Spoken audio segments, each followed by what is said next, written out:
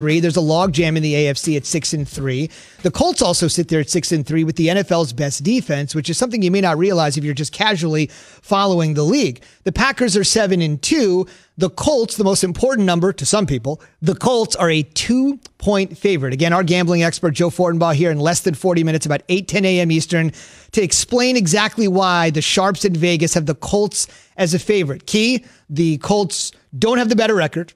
The Colts don't have the better quarterback. And I'm not sure why they are the favorite in this game. What do you think? I think the Colts have the better defense. And so I think that I'm assuming this is why Jay's friends in Vegas are picking the Colts to win this football game, because of the defense.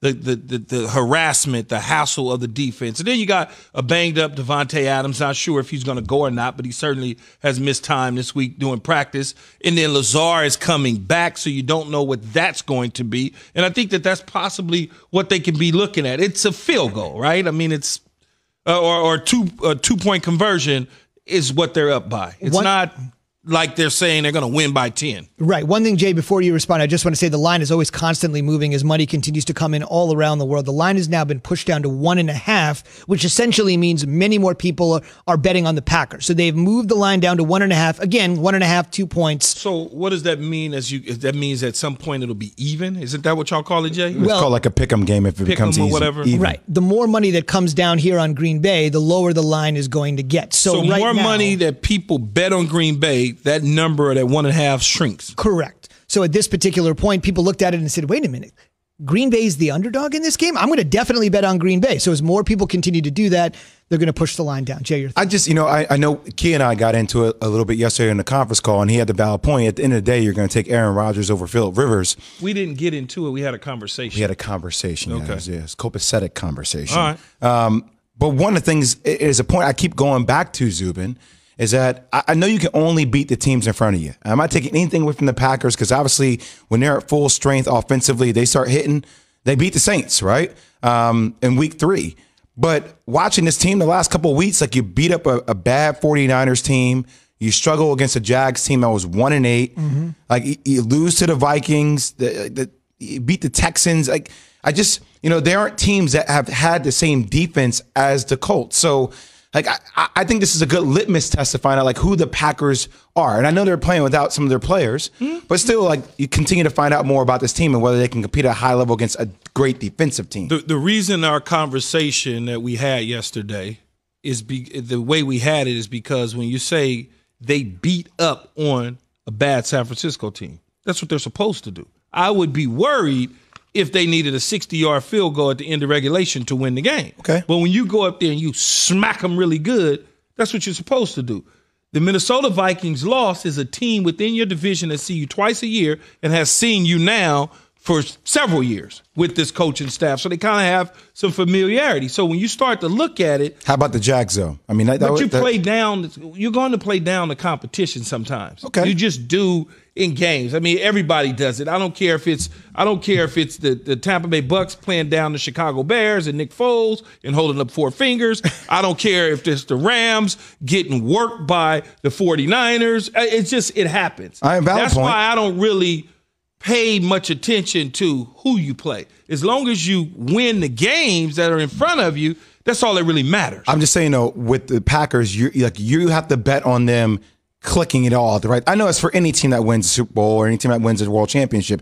You have to click at the right time. But you're saying offensively, they need to be at all high level in order for them to be that team, right? No, Aaron Rodgers. Aaron Rodgers has to be at all time. Yeah, because clearly Aaron Rodgers is out there playing with me's and you's right now at the age that we are at times when Davante Adams is not in the lineup or Lazard is hurt and banged up.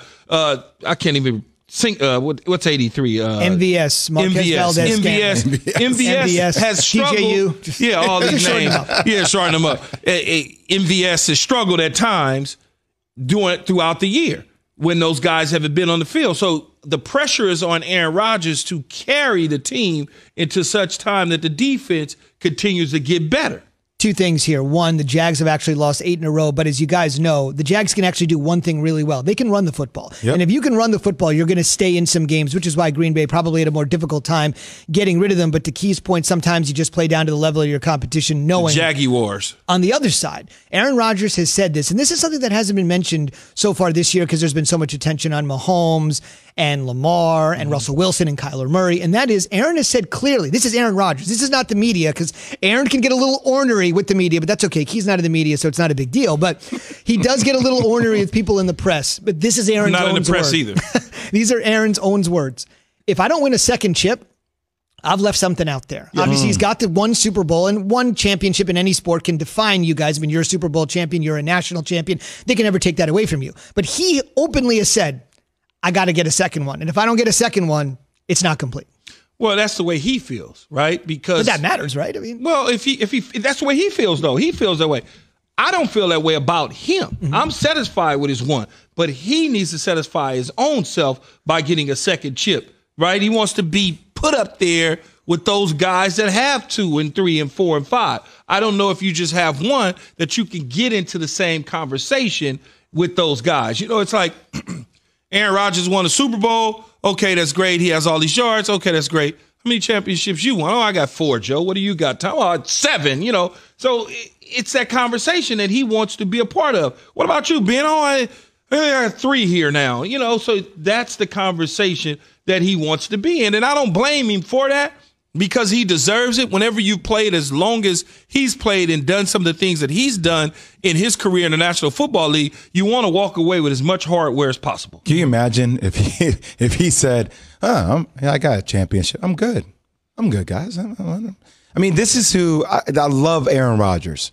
I really do. It's the same guy this offseason, Key, where the team drafts a quarterback and everybody starts to make all this speculation about what's going to happen. It's because they don't know nothing. And Aaron is just going at him in practice, like just setting the tone, like this is who this dude is. He constantly has a chip on his shoulder, and I love it. Well, when they drafted Jordan Love, everybody, like much to you said, they're getting rid of Aaron Rodgers. And I said, Aaron Rodgers will be signing an extension in less than 24 months. Y'all need to sit tight. Because, yes, they drafted him, but he's not replacing him. Right. It's just, you know, well, they should have took a receiver. No, they're fine. Just let it develop. We live in a microwave society. Instant. Everybody wants it now. Right. Let it develop. Let it take shape. Let's see what it is. And then let's form our opinions. Let's not just turn on the switch. Boom, there it goes. Aaron Rodgers need receivers. They don't have a defense. They don't have this. They're not a good team. What's their record? Right. 7-2? They're 7-2. Last I checked, that was pretty damn good. Mm-hmm. And so you look at it, what is there to complain about? Go out there, take care of business against the Indianapolis Colts, one game in the back pocket, and move forward.